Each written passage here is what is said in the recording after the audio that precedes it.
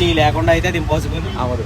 So ఇప్పుడు దాన్ని మీరు డెఫినెట్లీ పాసిబుల్ చేశారు. సో నేను ఇన్స్టాగ్రామ్లో చూసాను ఇది. ఇన్స్టాగ్రామ్ ఈ కాన్సెప్ట్ నచ్చి యాక్చువల్లీ నేను రావడం జరిగింది. సో టేస్ట్ కూడా చాలా బాగుంది.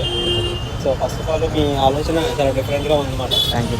కాపాడే విధంగా ఉంది. Okay, thank you. ఎందుకంటే ఇప్పుడు ఏ జ్యూస్ స్టాల్కి వెళ్ళినా కూడా మనం డెఫినెట్లీ లేకుండా అయితే అది ఇంపాసిబుల్. అవును. సో ఇప్పుడు దాన్ని మీరు డెఫినెట్లీ పాసిబుల్ చేశారు. సో చాలా బాగుంది టేస్ట్ విషయంలో. నేను దాదాపు ఒక 3 రకాలు ట్రై చేశాను. దీంట్లో మెయిన్ ఏంటంటే కూడా మనకి ఎక్కువ మ్యాక్సిమం ఒక 12 అవర్స్ ఎక్కువ ఉండకూడదు, తర్వాత ఆటోమేటిక్గా పాడైపోతాయి. అంతే, ఎక్కువ ఆటోమేటిక్ తప్పకుండా ఫ్లవర్స్ అయితే ఇన్స్టెంట్ 1-2 అవర్స్గా పాడైపోతాయి.